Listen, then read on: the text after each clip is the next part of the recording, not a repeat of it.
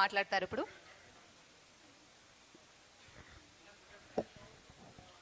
So సభకు వందనం. పొద్దున్నుంచి మీరందరూ కూడా చాలా బ్రహ్మాండంగా మాట్లాడారు, చాలా ఆవేశంగా మాట్లాడారు, చాలా నిబద్ధతతో మాట్లాడారు. ఈ రోజున ఏవైతే 4 అంశాలు ఉన్నాయో బీసీవై పార్టీ తరపున తీసుకున్న అంశాలకి all India Bahujan Samaj party తరపున మేము మద్దతు ప్రకటిస్తున్నాం.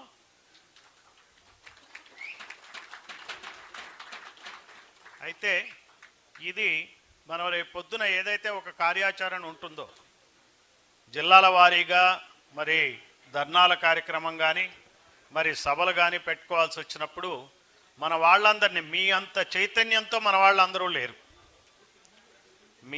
మీరున్నంత చైతన్యవంతంగా మన వాళ్ళు లేరు.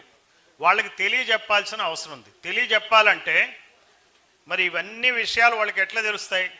వాళ్ళని కూర్చోబెట్టుకోవాలా, మాట్లాడుకోవాలా. ఈ రోజున ఎట్లయితే మీరు ఒక్కొక్క నాయకుడు ఇక్కడికి వచ్చి ఎట్లా మాట్లాడారో కనీసం 10-20 మందికి విషయాలు చెప్పే విధంగా తయారవ్వాలి. అప్పుడే మనకి ఇది ఉద్యమ రూపం అనేది సంతరించుకుంటుంది. లేకపోతే మళ్ళీ ఎవరో ఒక పెద్ద ఆయన పిలవాలి, మీటింగులు పెట్టాలంటే మళ్ళీ మనుషులు తోలుకు రావాలంటే అది నిలబడేది కాదు, అది నిలబడదు. దీనికి సంబంధించి మన రాష్ట్రంలో ఉన్న పరిస్థితులు ఏంటి వాళ్ళకి చెప్పాలా. ఎంతమంది ఎమ్మెల్యేలు ఏ కులాల నుంచి అయ్యారు, ఏ కులాల నుంచి కాలేదు, ఎంత వెనకబడి ఉన్నాయి ఒక్కొక్క కులం. కొన్ని కులాలకి ఇంతవరకు అసెంబ్లీలో స్థానమే లేదు. అవి తెలియాలి, వాళ్ళతో మాట్లాడాలా. మీ కులం నుంచి ఒక్కళ్ళు కూడా అసెంబ్లీలో లేదు. ఎవరు కారణం ఏంటి? మీ కులం నుంచి ఉన్నప్పటికి కూడా అగ్నికుల క్షత్రియుల నుంచి ఎమ్మెల్యేలు ఉండొచ్చు, పద్మశాలి ఉండొచ్చు, కానీ ప్రాతినిధ్యం తక్కువగా ఉంది. జనాభా ఎంతో అంతమంది లేరు. యాదవులు ఎంతమంది ఉన్నారో అంతమంది ఎమ్మెల్యేలు లేరు. ఈ విషయం అందరికీ తెలియాలి. ఒకళ్ళు చూసి ఒకళ్ళు అసూయ పడకుండా మనం చెప్పుకోవాలా, మనం మాట్లాడుకోవాలా. మనకి ఈ ఉద్యమంలో సహకరించేటి వాళ్ళందరినీ దగ్గర తీసుకోవాలా. ముస్లింలు ఉన్నారు ఈ రోజున రాష్ట్రంలో. ముస్లింల పరిస్థితి ఏంటంటే వాళ్ళకి ఏ పార్టీ లేదు ఈ రోజున. తెలంగాణలో కనీసం ఎంఐఎం ఉంది, ఆంధ్రప్రదేశ్లో ముస్లింలకు పార్టీయే లేదు. ఈ హిందుత్వ భావజాలంతో అనుమానంగా చూస్తుంటే వాళ్ళు కూడా బిక్కచచ్చిపోయి ఉన్నారు. ఈ రోజున వాళ్ళందరినీ మనం పక్కకు తెచ్చుకోవాలా. ఎందుకంటే ముస్లింలు కూడా బీసీలే, అది గమనించాలి. మనం బీసీ కేటగరైజేషన్లో బీసీఈకున్న కింద ఉన్నారు కాబట్టి వాళ్ళని కలుపుకోవాలి.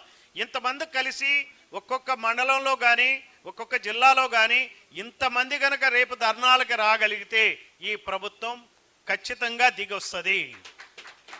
అందులో ఏం అనుమానం లేదు. మన దగ్గర మనుషులు ఉన్నారు, వాళ్ళకి మనుషులు లేరు. మన దగ్గర మన సమస్యల మీద మనం మనుషుల్ని తెచ్చుకోవటానికి మనం పైసలు ఖర్చు పెట్టాల్సిన అవసరం రాకుండా ఉండాలంటే ఇందాక ఒక మిత్రుడు చెప్పినట్టు వాళ్ళకి జ్ఞానాన్ని పంచాలా, విద్యను పంచాలా. విద్యను పంచితేనే మనకి మన వాళ్ళు మన కదిలి వస్తారు. అందువల్ల ఆ దృష్టితో మేము ఒక పుస్తకాన్ని, బుక్లెట్ని తయారు చేశాం. అందులో ఏ కులానికి ఎంతమంది ఎమ్మెల్యేలు అయ్యారు ఇంతవరకు స్వాతంత్రం వచ్చిన దగ్గర నుంచి. ఆ బుక్స్ కూడా మీకు ఎవరైనా ఇంట్రెస్ట్ ఉంటే తీసుకోండి, తీసుకుని అది ఒక్కసారి చదవండి. ఇంకొకటి కూడా చెప్తున్నాం, ల్యాండ్ సీలింగ్ ఎలా పెట్టారో. ల్యాండ్ సీలింగ్ పెట్టారు కదా, భూ పరిమితి చట్టం, ఒక్కొక్కరికి 2 ఎకరాల కన్నా ఎక్కువ ఉండకూడదని. మనం కూడా ఈ ఎమ్మెల్యేల సీలింగ్ పెట్టాలి. అంటే ఈ కులం నుంచి ఇంతకన్నా ఎక్కువ మంది ఎమ్మెల్యేలు ఉండటానికి వీల్లేదు. దీన్ని రావాలా. ఇవన్నీ కష్టసాధ్యమైనవి కావు. కారణం ఏంటంటే అమెరికాలో ప్రెసిడెంట్ 2 సార్లే అవుతాడు. మనలాగా చీఫ్ మినిస్టర్లు 4 సార్లు, ప్రైమ్ మినిస్టర్లు 4 సార్లు అవటానికి లేదు. ఇవన్నీ రాజ్యాంగ సవరణలు చేస్తే అయ్యేది. అలానే ఒక ఎమ్మెల్యే 2 సార్లు ఇవ్వాలా, మంత్రి 2 సార్లు ఇవ్వాలా, చీఫ్ మినిస్టర్ 2 సార్లు కన్నా ఎక్కువ కాకూడదు అనేటువంటి సీలింగ్లు పెట్టాలా. ఈ కులం నుంచి ఇంతమంది కన్నా ఎక్కువ ఎమ్మెల్యేలు అవ్వటానికి వీల్లేదు. మేమెంతో మాకంత కాదు, మీరెంతో మీకంతే, మీరెంతో మీకంతే అనే నినాదాన్ని తీసుకెళ్ళాలంటే మన ప్రజలతో మనం మాట్లాడాలా. మనం మాట్లాడాలంటే దానికి సంబంధించిన లిటరేచర్, కొంచెం సమాచారం ఉండాలా. ఆ సమాచారాన్ని మీకు అందజేస్తున్నా, అది తీసుకోండి. మనం అందరం కనుక ఇదే పద్ధతిలో కనుక సాగితే బీసీల సమస్యలు పరిష్కారం అవటం అనేది చాలా సులభం అని చెప్పి తెలియజేస్తూ సెలవు తీసుకుంటున్నా. Thank you.